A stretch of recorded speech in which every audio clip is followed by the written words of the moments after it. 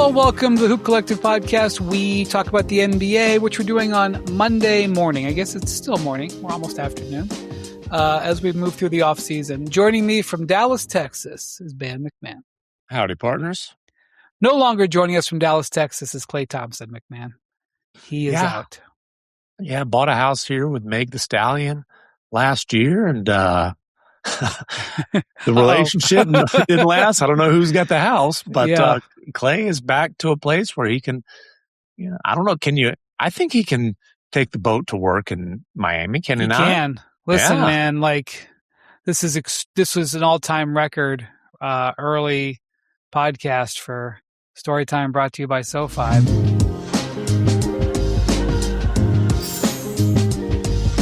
Hey, it's Wendy here. Are you looking to rebound from your high-interest credit card debt? A SoFi personal loan could help. Consolidate your debt with a SoFi personal loan into one low monthly payment, and you could save money on interest over time. And with as soon as the same day funding, you could hit the ground running ASAP. Apply today with no fees required at SoFi.com/debt-rebound. Loans originated by SoFi Bank. NA member FDIC. Terms and conditions apply. NMLS 696891. Fast funds terms apply at SoFi.com/debt-rebound. This is really not my story. It's Tracy McGrady's story that he told me about when the Heat tried to sign him for, remember the year that the Grant Hill and Tim Duncan were free agents?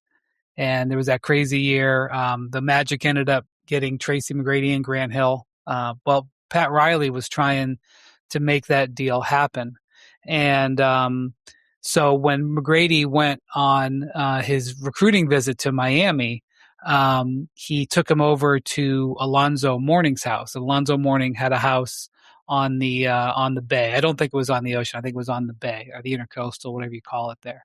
I think further up north it's called the Intercoastal, but it's Biscayne Bay down in Miami. And so they hung out at Mourning's house, and Riley, the way the story I think goes, if I don't have it 100% right, feel free to correct me. Listen, you've never got it 100% right on these stories, but that's part of the fun. I know. So I think Riley went away, dropped him off, and they were hung out, and they're talking about playing for the Heat. Mourning has always been a closer for the Heat. Even when he left and came back, he was the guy that they brought to the LeBron meeting in Cleveland, where he got, the story goes, he, got into tears talking about what the Miami Heat had meant to him in his career. He was retired by then, but, so Mourning was sort of like their closer with contracts. So, apparently when it was, McGrady thought that was over, but they weren't going out the front. They went out the back, and there was this speedboat there, and the speedboat pulls out and goes flying down Biscayne Bay, past American Airlines Arena, as it was known there, past all the Star Island and all the Miami mansions on there, glory. I'm sure it was a glorious Miami day in July, and all the way down to Riley's house, which he sold years ago, but it was an incredible estate that he called Casa Riley. It was this, amazing, bayfront estate. He lives, I think, in an apartment complex now. I mean, the penthouse. But, and so Riley was been waiting for him. There's your tour of Miami, buddy. And, had the contract offer. And T-Mac picked the Magic because he was from the Orlando area. But yes, Klay definitely would have the option. There's a dot, a little, I'm making fun of my lack of nautical knowledge. A port, the port's the wrong word, but there's a hookup you can pull right next to Kaseya Center. Oh, Captain Klay, baby, he's back. Yeah, he can go right. It's not even ceremonial. I remember, one of the big days in Miami every year is the Marathon Day. And, it would be on a Sunday. And when LeBron was playing there, they would always, it was a Sunday, in February, and there was ABC afternoon games. So I remember one time the way for the television crew stayed at a hotel on Key Biscayne. I'm sorry, Brickell Key, which the hotel has now been imploded. That's a different story, but you can look it up. They'd stay on that hotel, and the traffic was so bad in downtown Miami to get to the arena that they figured there was no way you can get there by car for this noon tip-off or 12:30 tip-off. I think it was against the Bulls, if I remember correctly. And so Derrick Rose and the Bulls, that was like a big rivalry game back then. And so the way that like Mike Breen and Doris Burke and Jeff Van Gundy and Mark Jackson got to the arena, they sent a boat to pick them up at the hotel. It had to happen, MacMahon. Like that's what they couldn't get down Biscayne Boulevard. It was, you gotta do what you gotta do. Off. Are you have you returned to a boat since the Great Spill? I did. Okay. So the ribs survived, stayed on your feet. This is not a setup. You didn't know this. I am currently nursing. Oh no. A wound on my knee. It's gotten better. From a boat? My wife was so look, like 3-4 years ago, I fell on a boat in the Bahamas and cracked a rib. I still am appreciative, by the way, to the Lakers medical staff who gave me an x-ray, like a couple of days later because I was in a lot of pain. So it was when we were just recently in Italy and we were going on a boat.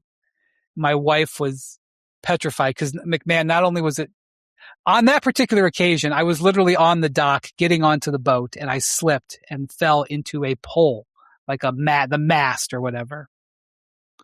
In this case, and then that was embarrassing enough. But in this case, to get to the boat we were taking, and by the way, I have gone on numerous boats since then. It wasn't but don't feel self-conscious. This boat, you had to take a boat to get to the boat. Okay. So there was multiple different. Boat. So you were on it. You were going on a yacht. No, it wasn't a yacht. It was a nice little boat. Mm-hmm. Anyway, that boat was too big to pull up to the dock that we were leaving in Italy, and so I had to get a boat. There was so many different transfers from the dock to the launch to the main boat, and I navigated all that just fine. But when I went swimming on the boat, MacMahon, as I was getting back up onto the boat, I slipped and suffered a knee injury, which was quite bloody. Oh, Lordy. So, yeah. That's okay. It's still getting better. It's like 3 weeks removed. I almost chopped my big left toe off putting a pool lounge chair together. Dropped it on my toe and it was squirting blood. So that was a while back. Anyway, Summer league. Klay, I'm sure, has no such problems getting on and off his boat. Oh, no. Klay smooth as can be. Would the same boat go? Did the same boat go from San Francisco to Texas, or did he have a different boat in Dallas on the lake? I don't think he ever brought a boat to the lakes down here. I think he made a rented boat. I'm almost certain his boat, I think he took it down to L.A. Okay. Because remember, there was the game where they played the Lakers as the front end of a back-to-back, and then he was ruled out the next morning. And then sometime in the afternoon, he went from out to in, like he was out on the official injury report, and then they changed. It was like, I forgot what it was, like arrest or whatever. And then what happened was he went out on the water, jumped in the water. He was with his co-captain at the time, Meg, and that's the thing. Like I'm not on. Like we may be way out of line. We may be way behind. This all may have been taken care of on the internets. But as I recall, his boat was called the SS Stallion. He did. So, I don't know what happened to the SS Stallion. This is when he went out and took a ride on the Stallion, got wet, decided he was ready to go, and came out and had 23 points. Actually, one of his best games in a Mavericks uniform that next night. But look, man, to get back to the basketball side of things. Yes, please, let's do. Clearly, things did not go Klay's way in Dallas. He signed up for one situation and ended up very soon in a completely different one. He signed up to get spoon-fed wide open threes by arguably the best creator in the league. And then they went and traded Luka Doncic, right? And so, like, if Klay would have known they were going to trade Luka midway through his first season of a 3-year deal, he would have gone elsewhere. If they didn't know they were going to trade, he was going to trade Luka to the Lakers, he would have signed with the Lakers, who offered him more money. Well, I don't remember what the Lakers offered him, but if you remember, I think the Warriors offered him 2 years and $48 million, so $24 a year. That was as an extension, if I recall correctly. Correct. Yes. I mean, I don't, Yeah. maybe not at the very end, but he had that option. He turned that down. And then the Mavericks signed him for $3 and $50. Yeah, three for like 51. And look, this deal with the Heat is it works out to 2 for about 11 and a half. Let's go over the money in a second, but I mean, just to finish your thought about how this didn't work out the way the Mavericks or Klay thought so. Again, he was coming in to hopefully be the final piece on a team that was arguably, or they felt, a shooter away from being able to give the Celtics a real series in the finals. And then the most inexplicable trade in NBA history changed everything. Yeah, he shot 39% the last 2 years in Dallas. Yeah. And, he's at this point in his career, he's a shooting specialist. He used to be an amazing, like, Hall of Fame two-way wing. He used to be one of the best wing defenders in the league, as well as one of the best shooters in NBA history, and a guy who could do a little bit off the dribble and, whatever. He can't do anything off the dribble anymore. You got to protect him defensively now, and instead of being a guy who you can put on the other team's best perimeter scorer. But the Heat are as desperate for shooting as Enes Kanter is for attention. Oh no. And so like Klay on a, relatively low cost deal does make sense for Miami because he can still catch and shoot. He's still got a quick release. He's still a guy who you're sure not going to leave him alone out on the wing or in the corner. Yeah. So last year he made the transition to being a bench player. That was a bit of a clunky thing that had to happen. So not only was he not playing with Luka, he was no longer starting, which needed to happen in his career. It did. And honestly, I thought it might be an issue. He handled it like a total pro. Like Klay, he was a total pro in Dallas. Now, could he get a little moody or whatever, depending on if shots were falling or not? Sure. He didn't gripe. He didn't bitch. He didn't moan about coming off the bench. He understood it was a rebuild. He kind of poured himself into trying to be like a good vet for Cooper Flagg. Nobody in Dallas can complain about the way Klay conducted himself. That's for sure. All right. So let's talk a little bit about, so here's the thing. The Mavericks were sitting around with Klay Thompson at 17. What was his number? 17 and a half. 17.5 million. Mm-hmm. They had 16 guaranteed guys on their roster. So at some point, the Mavericks were going to have to offload a player. Yeah, it's actually 15 guaranteed plus the Moussa Cisse, which isn't a guarantee, but like he needs to be on the roster. Right. They matched Moussa Cisse's offer sheet. So at some point, the Mavericks did have to move off of a player. However, I don't think. I mean, they had other options than Klay. And they've obviously talked about trades with other guys, but none of that stuff is materialized. Well, one of the things, and this is, this I'm sure is annoying to veteran players, but one of the things that when you talk to executives is, when they evaluate contracts, they say, well, on the last year of the deal, that'll at least be a big expiring. And, when you look at the Mavericks this year, they have some guys on expiring contracts, like, for example, like Santi Aldama, but they don't want to trade him. And, they got some of the other guys they have, like Marcus Sasser, are smaller numbers. There was a real, interesting, I guess theoretically Zachary Richichet is an expiring contract right now, but I'm sure they're going to pick up his option. I can't see them not picking up his option.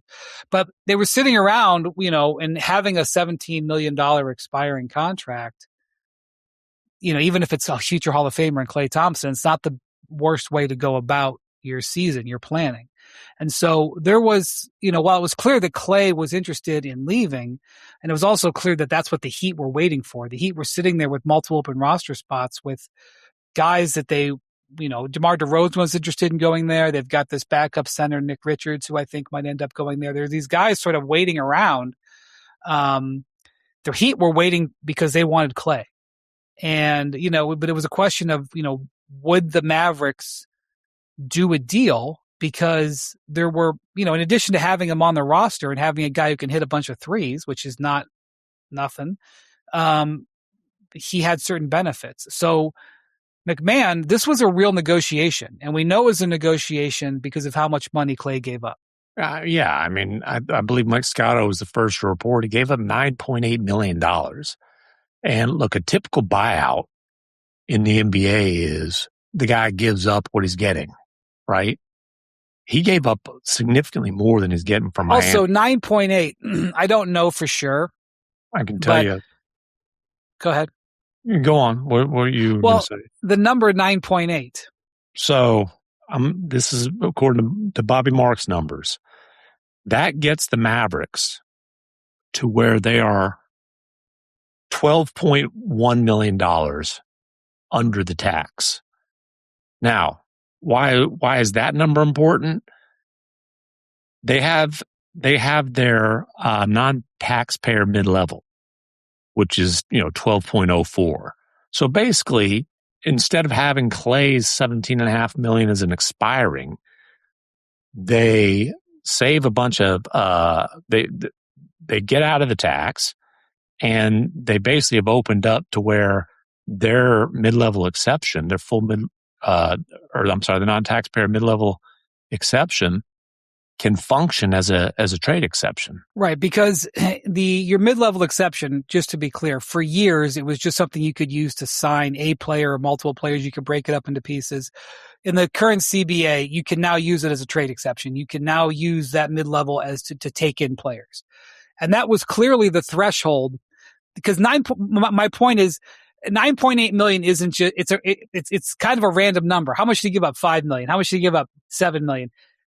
The Mavericks clearly wanted that $9.8 million number. That was that because it enables them to have that full mid-level to use. Right. And for the Mavericks to buy him out, they had to benefit from it. It had to help them as they're trying to put together. Right. And it's not just about saving the money. I mean, certainly anybody will take free $10 million savings, but there was specifically something the Mavericks were holding the line on, and it was to get to that number. Okay, that's number one. And so for Klay, it also is worth $4+ million to basically put himself in a position where he felt like he had so let's take the full 360-degree view of it. So the Heat signed him to a 2-year deal worth about $11.5 million. The first year of this deal is $5.6 million, I believe. And so the thing about it is, like, if he were going from another team, like let's say the Lakers to the Heat, you could say, well, there's no state income tax in Florida, and it's actually admitted. In this case, it's a straight $4 million give up because there's no state income tax in Texas. So Klay really wanted to get out of it, and the reason that the Heat did something somewhat interesting. So after they acquired Giannis Antetokounmpo, they were sitting there with Andrew Wiggins on a player option. And one of the things that I and a lot of other people thought that they would do is that they would get Wiggins to bypass that player option and negotiate a brand new multi-year contract that took his salary down in the first year of the deal to enable them some more maneuvering. His salary this year is $28 million. So it was like, well, he could opt out of that and they could negotiate downward. The Heat did something pretty interesting. And it just shows you that they're pretty savvy, the Heat. The front office knows what it's doing. Right. So they, I take that back. His salary this year is $30 million. It was 28 last year. It's $30 million this year. So the Heat told Wiggins, go ahead and pick up that contract option. And he did for $30 million. And then they gave him a new 2-year extension on top of that for $34 million. So what that means is that Wiggins' contract is going to fall way down after this year. In fact, let me get the exact numbers, what it's going to be. 16.15 and 17.32. So his contract goes in half, basically, year over year. Why would they do that, MacMahon? I think it's because if the Heat had more room under the apron, then they would have to be moved into bidding wars with players. If they only have a certain amount of money, they only have a certain amount of money. Like, listen, you want to come play in Miami? we've only got $5 million to give you. That's what we have. We're not trying to negotiate. So, and look, it works. Klay Thompson wanted to be in Miami. He liked the idea of playing on that team and the role that they had. And to do it, he was willing to take a haircut. Listen, Klay wants to get good looks at threes in high volume on a team that has a chance to contend. That's when he left Golden State. That's exactly what he was looking for. That's why he came to Dallas. And if the place is in a place where there's nice boating options, that wouldn't be even better. And right. Yeah, and that's obviously the other part of the equation here is, listen, there are certain franchises that in these kind of situations, they're always going to be attractive. And at the top of that list is that the Lakers and the Heat. Well, look, I'm just going to say this, that Andrew Wiggins and Klay Thompson at one point were under contract for like $48 million combined this year. Okay. Now, granted, next year's a player option on Klay. I have no idea what will happen, but the Heat have now got them into a situation where they've got them this year for $35 million. So they've already maneuvered nicely there. And then next year, Wiggins and Thompson are potentially under contract for $24 million. 22 million. I am. And so when you've got Giannis Antetokounmpo and Bam Adebayo combining to earn like $110 million next year, maybe it's even more than that. The way that and this is reality for all teams. You've got to find ways on the margins. And this is the Heat trying to work on the margins. And they've added 2 legitimate high volume 3-point shooters this summer. Exactly. And by the way, Hardaway and Thompson. And they got Hardaway for $6 million. So look at this. When after the Giannis trade happened, people were saying they've got to get shooting. They've got to get shooting. Well, Klay made 202 threes last year. Klay played 69 games last year. He made 202 3-pointers. Tim Hardaway played 80 games last year. Made 224 3-pointers. I have no idea how many games they're going to play this season. They're both in their 30s. I have no idea how many threes they're going to hit. But these two guys combined hit 227 3-pointers last year, 226 3-pointers last year, and the Heat got them for $11 million or $12 million combined. That's just good business.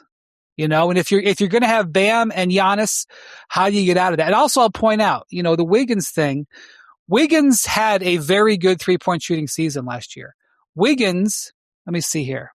41%, I believe. That's his career high. He made 138 3-pointers. So between the three of them, and again, this is last year not playing together. They were playing on 3 different teams. I'm not saying they're going to get this same amount, but last year between the three of them, they made 564 threes. So I don't think you can say that the Heat have a problem with 3-point shooting anymore. Now it's got to play out.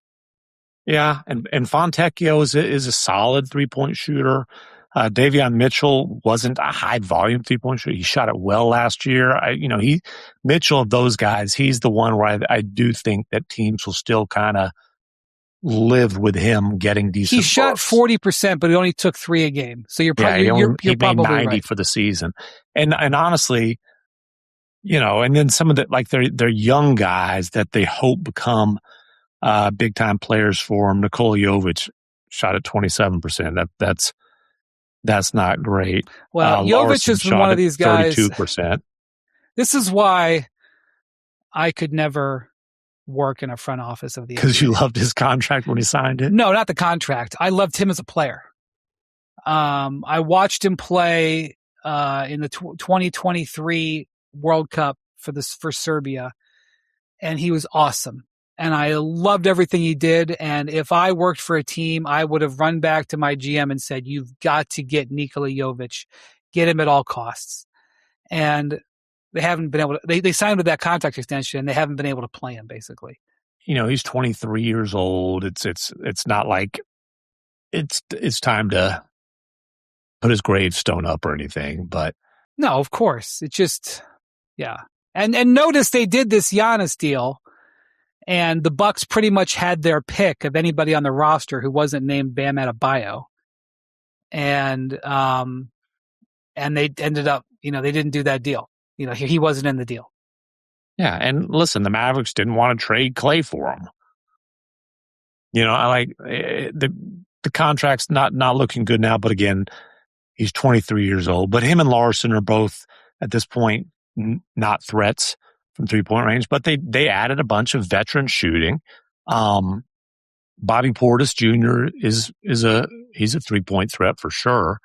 I think the shooting is, again, you're counting on older guys to stay healthy and all that kind of stuff, and hopefully with some of these guys to not further decline. But the shooting they've addressed, the biggest concern now, I think, on their roster is probably actually playmaking.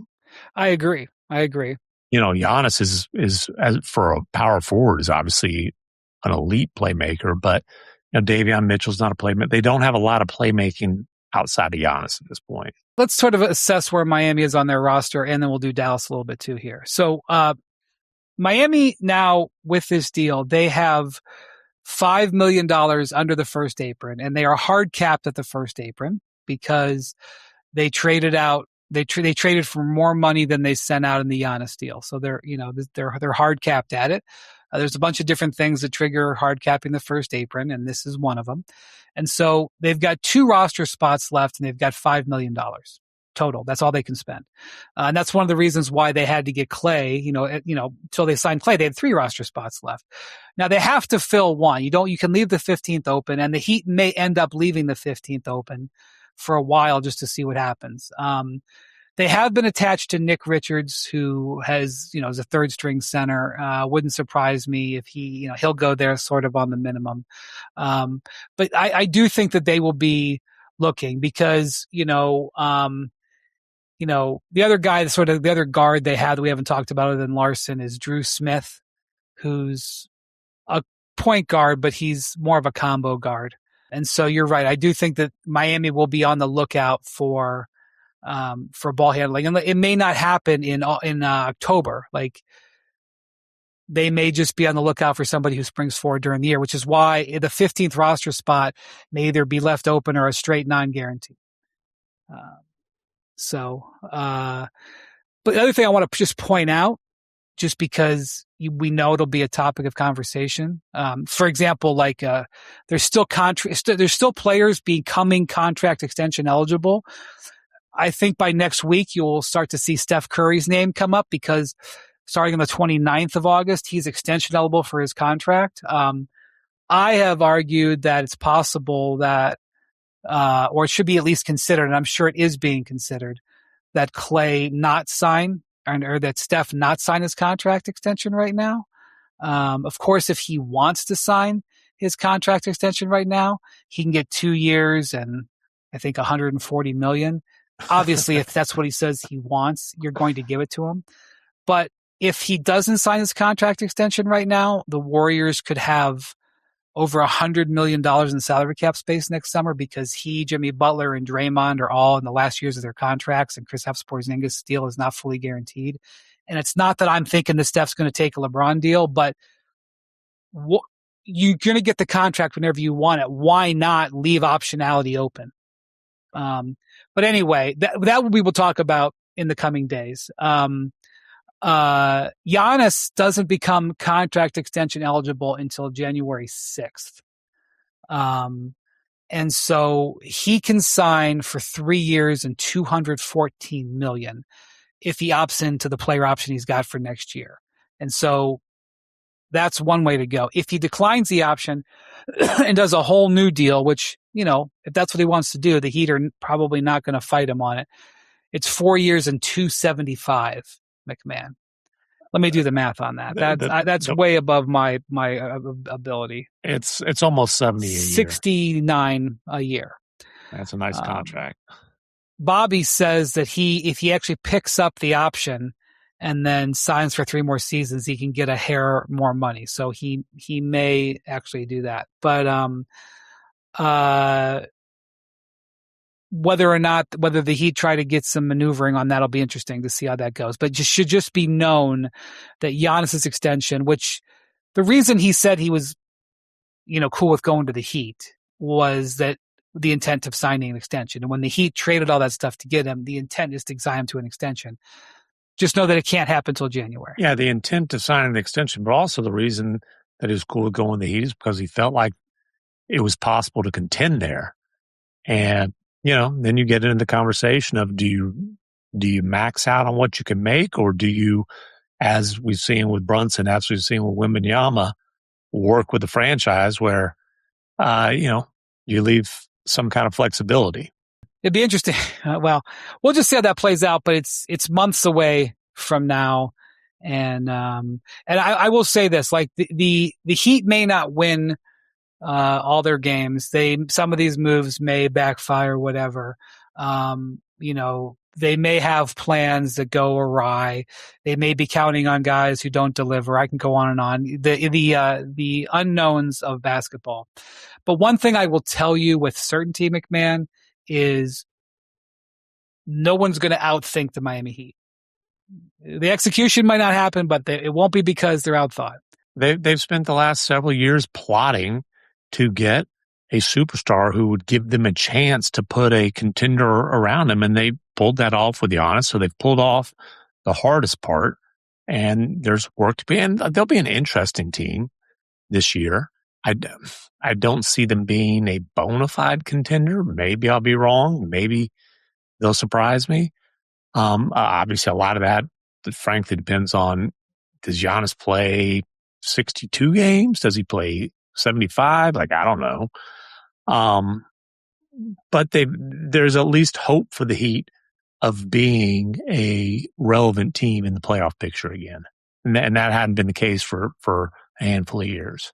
Right. Okay. Now let's take a look at the Mavericks after this has happened. You mentioned that the Mavericks have $12 million of their mid-level exception. They also have $12 million below the luxury tax. It's fascinating how that all lined up with this buyout.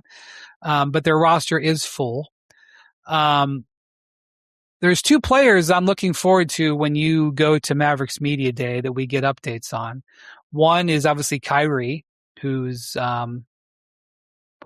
going to be 18, 19 months off of his torn ACL at the start of training camp. Yeah, March 24. And, look, this is one of those deals where if the Mavericks were a competitive team last year, I think Kyrie probably would have come back late in the season. They weren't, so it made no sense for anybody for Kyrie to come back. But he's been going full go this summer, and he should be ready to, I don't know. I can't sit here and tell you if there'll be rust or not, but I think you get a healthy Kyrie Irving. Yeah.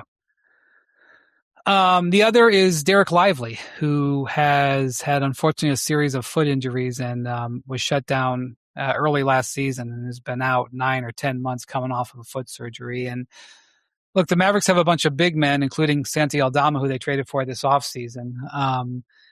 But Lively was a significant force in their finals team. And, how he looks, he was a super athlete, big man. And, we don't like any bigs with foot problems, but especially a guy whose whole game is predicated on his quickness.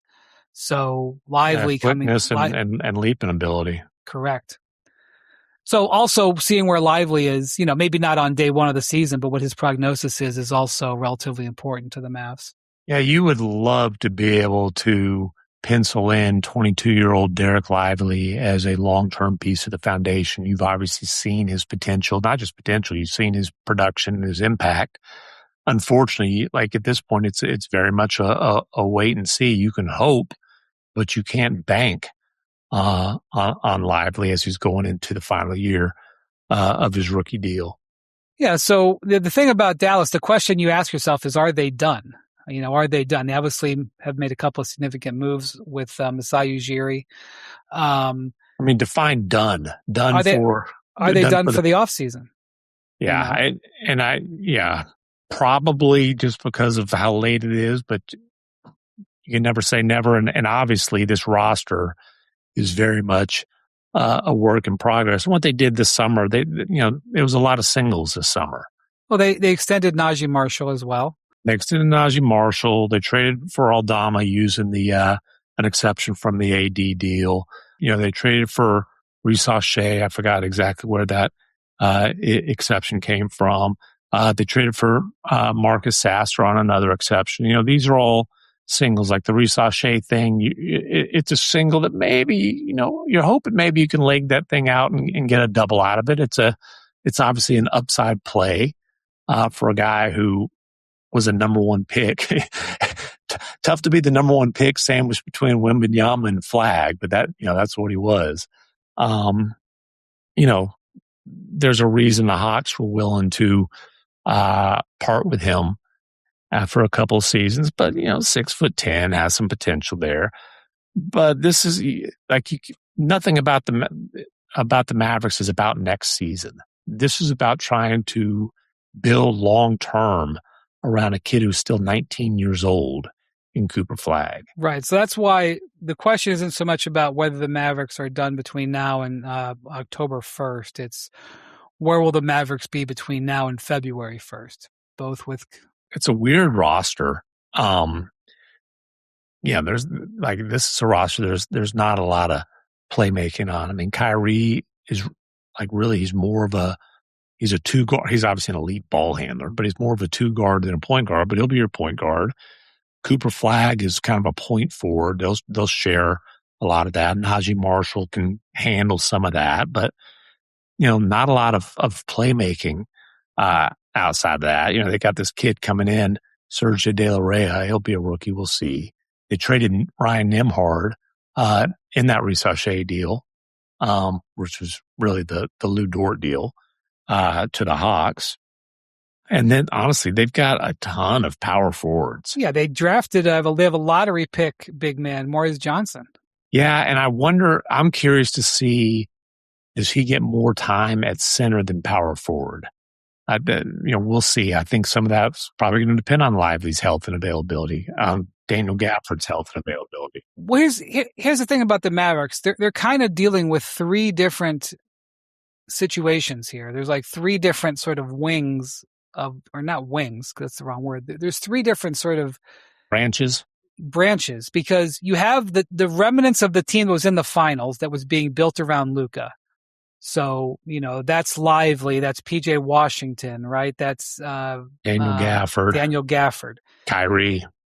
Oh my God, Kyrie. All right. And then you have the fact that they, lightning bolt get Cooper Flagg. So you have, now the new mandate, which is now you build around him. And those two things don't really go together all the time. Certain players are going to fit together, and then you have the fact that you've now changed over your front office and now you have Masai Ujiri in there. Completely flipped the front office, completely flipped the coaching staff. Right, exactly. Didn't even get into that. You flipped the whole new coaching staff. It's almost like four whole different branches. So if you're a rival front office, and that's why you've heard Gafford's name and you've heard PJ Washington's name in trades, there's very likely a chance that there's going to be further retrofitting. And so if you're a team out there, you're watching this situation closely. You're watching Kyrie. And even Najee. Najee's extension was he's still trade eligible this season. I didn't even know that. You just educated me. But I don't think Najee will be traded. I do think that they signed the extension with the intent to keep him, but they left wiggle room in that. That was a pretty fascinating little Friday deal there with Klay Thompson. Also, at the end of last week, I don't know if you knew, MacMahon, but we have another new owner. This is the new thing, the franchise flip. Like the NBA franchise, they're like little fixer-uppers, And this was a bigger profit in terms of valuation than even the Lakers. Okay, so yes, so it depends on your definition of the word flip. Because a flip is something where you're like, I'm going to get it, fix it up, and immediately sell it. That was not what Mark Walter was trying to do. I see that people, right. I've seen people say like, what great business by Mark Walter. He had him for a year and he made $2 billion profit. No, it was not good business. He was selling because he needed the money, regardless of how that comes out. It's funny, like you think of like Bill Chisholm, who is the controlling owner of the Celtics. He's racking up seniority I'm telling you. He's like, I've been the owner for a whole year and a half. Like, dude, Mark Lowry spent more time fighting for the right to be the Wolves owner than he did his actual Wolves owner. Right. Okay. So here's the thing. So Mark Lowry, who's a friend of the pod, came on our podcast in Las Vegas, sold the team. So, all right, here's the thing about the Timberwolves. The Timberwolves were sold, and then they were sold in pieces. The bankers call it tranches, MacMahon. They were sold in tranches. Okay. Ooh, we're talking fancy language. And between when the Wolves were agreed to be sold and when they actually were sold after a battle in arbitration, that wasn't really a court battle because that implies you're in front of a judge. It was a battle of arbitration. But by the time the beginning of it to the end of it, it became an outrageously good deal for Mark Lowry and Alex Rodriguez. And really the controlling owner was Mark Lowry. Alex Rodriguez was his partner, but it was mostly Lowry's money. He also had several big partners in it, like Michael Bloomberg, for example, this guy Eric Schmidt, who has made a bunch of money with Google. But by the day that they won that arbitration and were able to get the team, they had some of the best. It was one of the best equity moves in league history. And what I say by equity is when Glenn Taylor agreed to sell the team, he agreed to $1.5 billion. 3+ years later, the team was worth over $4 billion. From the day that they agreed to the deal, he had hundreds of millions of dollars in equity of his own personal stake, and the team itself had billions of dollars in equity. It was crazy. And, the thing about Glenn Taylor tried to sell the Wolves in about 2012, announced that he had an owner to come in, a guy who was a part owner of the Grizzlies. And I think he was going to sell the team back then for about $400 million, give or take. Maybe it was $300 million. And then that deal fell apart. Long story short, that deal fell apart. And then he said, you know what? I'm not going to sell it. Had that deal gone through, he would have made $300 or $400 million and been happy and whatever. But because that deal fell apart, he held him for another decade and he tripled his money again. And still went out kicking and screaming. Exactly. And then if he had just held it for 3 more years, he would have tripled his money again. So anyway. But also, this is why I'm sorry. I never cry for the owner who's got to pay a big tax bill or whatever. Like if you can't afford it, sell the team. You'll make a massive profit. Right. So this is where the nuance comes in. The nuance is that year to year, you don't realize the gains. And year to year, as teams lose money, and their owner has to write gigantic checks. And it typically happens in August. August is when you have to pay your tax bill and stuff. And they can look you square in the eye and say, I'm dying here. I'm losing tens of millions. That is a true statement. But of course, their holding is gaining a bunch of value. But if they never sell, and if they don't sell for 30 years, like if you look at the longest standing owners, the longest standing owner, do you know who it is, by the way? Little trivia time. Longest standing owner. That's good. I don't off the top of my head. Mickey Arison? Arison, his father, he inherited the team when his father died in 1995. So that's, 31 years. That's a long time. Reinsdorf? He is second. Reinsdorf got control of the Bulls in 1985. This gentleman and his brother bought the Indiana Pacers in 1983. Herb Simon. There you go. Okay. His brother Mel has been passed away for a long time. Herb is in his 90s. He looks pretty good. We just saw, he was there for all the stuff in the finals a couple years ago. But when you look at it, Rick Schnall and Gabe Plotkin, who bought the Hornets back in 2023, there's been 5-6 team sales since then. The Lakers have been sold twice. Yes. Even going back to not only the Lakers have been sold twice, the Celtics have been sold, not just teams being sold, flagship franchises. Correct. So anyway, so Mark Lowry had to raise money to to finish that purchase for $1.5 billion. And he took on some partners. One of them was Michael Bloomberg. One of them was Eric Schmidt, as I said, and one of them was this gentleman who's from the Bay Area, hedge fund guy, Mark Stad. And Mark is now taking over as controlling owner at a $4.5 billion valuation. Which I don't know exactly, I don't know what that means in terms of what kind of money he actually had to give up here. Like, how much of a percent did he have to buy from Lori to become the controlling owner? Right. We don't know yet. And I don't even 100% know how big Lori's stake was, but Lori didn't make $3 billion, but he absolutely, whatever if he had $100 invested, he's getting back, for every $100 invested, he's getting probably back about $350. He made a handsome profit, and he still has a sliver of the franchise. And here's the thing. Over the last couple of years, the Timberwolves have been losing enormous sums of money. And let's be honest, if not for the Trailblazers, there'd have been a lot of talk about how cheap the Timberwolves were with some of the chatter around the league. Well, cheap is relative because the Wolves have lost a ton of money. They have paid a ton of luxury tax the last couple of years. And some catering bills, whether they liked it or not. Right. Well, here's the problem that the Wolves are in. So the Wolves, and this is what I would say and I have said to people in Portland, you have to be careful about doing a limited renovation of an arena. Okay. Because certainly there are arenas that have been renovated that are in great condition, that it extended their life and everything like that. But the Target Center got a renovation about 5 years ago, and it went from being a bottom 5 arena to being a bottom 5 arena. I was wondering how much of an upgrade you were going to give them. And I mean, it's not a dump. Don't. It's not a dump, wrong, but just the bones of it don't have yes.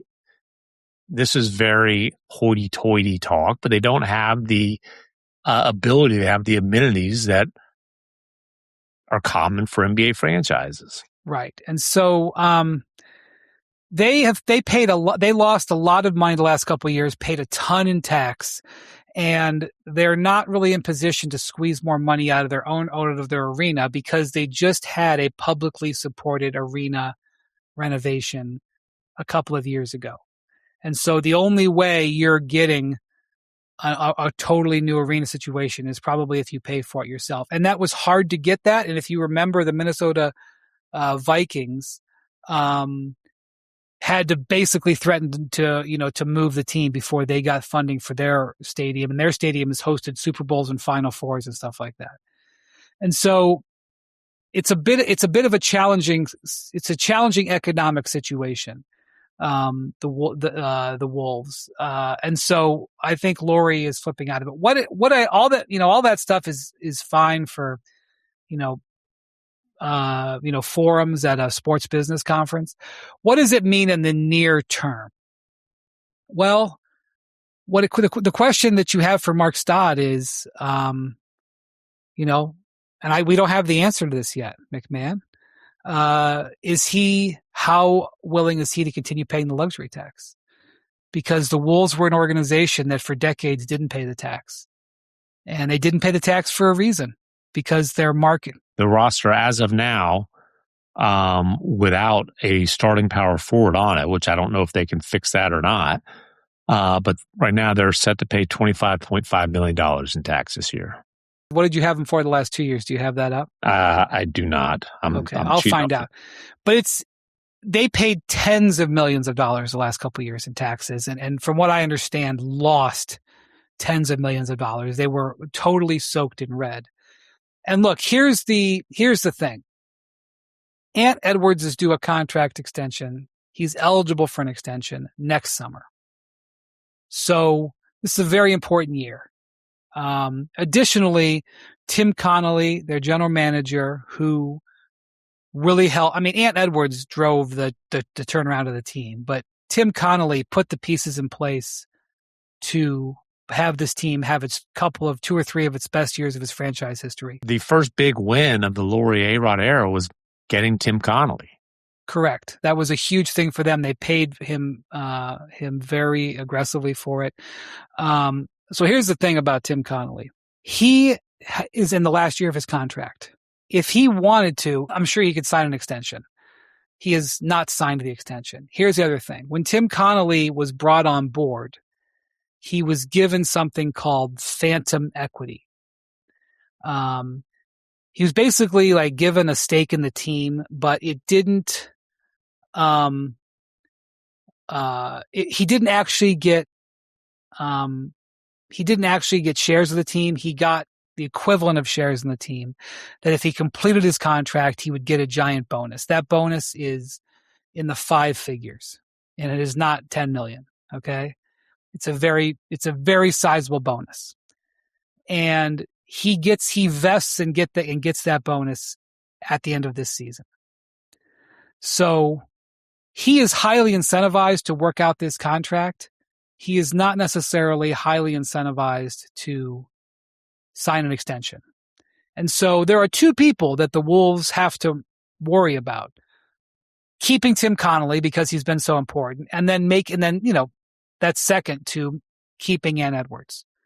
And they're a team that has traded away draft capital, and they're really going heavy. They went heavy in on LaMelo Ball. So they need the LaMelo Ball and Edwards partnership to work. They need, their investment in Jaden McDaniels and Rudy Gobert to work. They need Ann Edwards to re-sign next year. And that was the whole point. That and making room to sign A was the whole point of the maneuvering they did this summer. It was, hey, let's keep Ant happy. Ant wanted to play with LaMelo Ball. That's what they went out and got LaMelo Ball. So actions over words. Mark Lowry's opts out. So, it's going to be a very high stakes year for the Wolves, and their future after this year is uncertain, and the owner sold.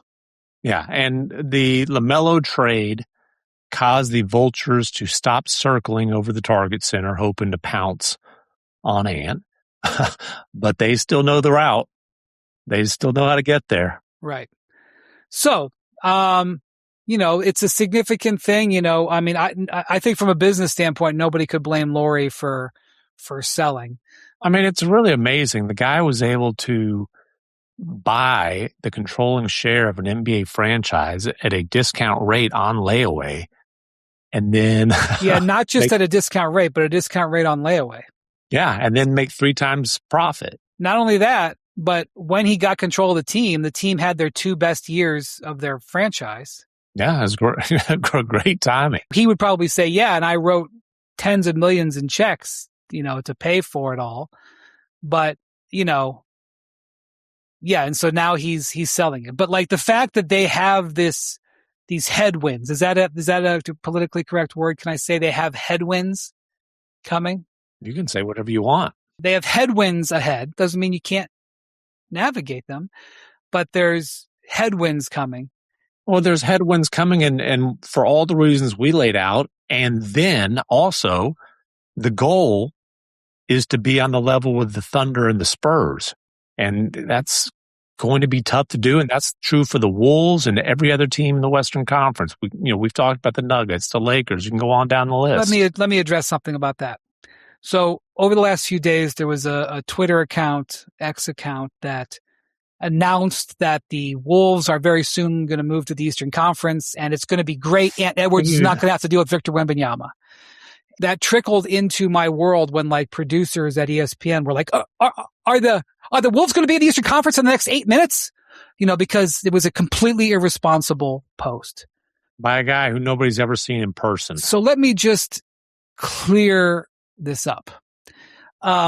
If the NBA expands, and if the NBA expands for 2 teams, which both things I would say are probable / likely, but are not ascertained yet. If that happens, there will be a need to move one team. And oh, by the way, if it's also Vegas and Seattle, which actually they've already said it's Vegas and Seattle.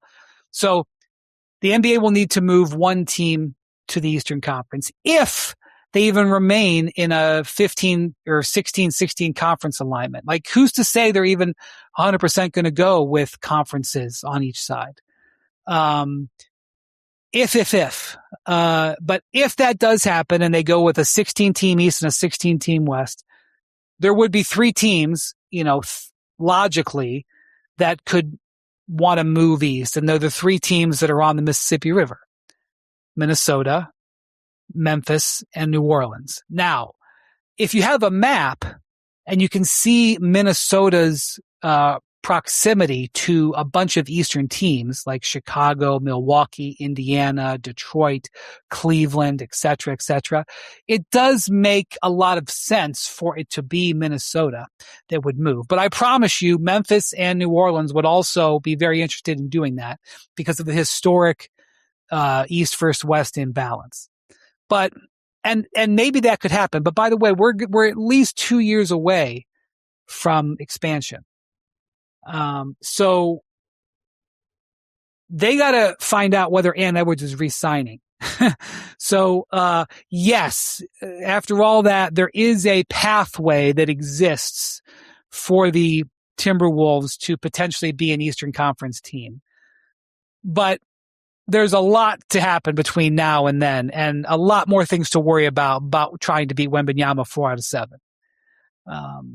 So I just want to clear that up because that was out there, and it could end up being correct. Like, 3 years from now, that individual could say, "Hey, I told you 3 years ago it was going to happen." I had the scoop. But like this one was like, Ant Edwards has got it made. Thumbs up. Like, here we go. And by the way, I believe the champion of the league came out of the East last year too. I also have been being told that the Eastern Conference is better than the West this year. Although I've been told that numerous times over the years, but yeah, yes, nothing is a guarantee. So that's all. No, there's a guarantee. There's a guarantee that there will be some kind of social media activity that really ruffles your feathers every single week. That's true. Probably every single day, although not so much in August. Now, the social media activity today is the head or the starting quarterback for the Cleveland Browns. Oh man, that's a hell of a situation you get in your hometown. Yeah. Either way, fool them every home game. Either way, they're going to stick. So it's great for people in our business, for talk radio, people in our business, because it's a tremendous thing. But I don't think it's going to affect the final record. So, all right, MacMahon, thank you very much for this enlightening conversation about the Mavericks and the Heat and the Timberwolves. Thank you very much, Wendy. Thank you. Thank you to Miles. Hope you do well on golf this week. I'm playing in an hour or so here. I played absolutely dreadfully in Scotland 2 weeks ago. Sorry to hear that. I had holes where I lost 3 balls on one hole. That happened twice. And then I played on Sunday, and I played maybe my best round of the year, and I didn't lose a ball back here in Omaha. How hot is it in Omaha right now? No, it's glorious. It's in the mid-90s, mid-80s. It's like 108 in Dallas right now. You can have it. Chill down What's the record performance pre or post-injury? Oh, good question, Jackson. The injury was not it was all post-injury, but it was not affecting my golf game. It was, I think between the years was affecting my golf game. I was a little worried when you used a headwinds reference considering our nautical mishaps. Yes. What do you want me to say? I mean, you know what? Well, I was about to get ahead of ourselves. At least it didn't require a trip to see medical professionals. It required, Neosporin, which is kind of hard to acquire in Europe. And what they gave me didn't quite look like the same product, and Band-Aids. So I'm just going to say this.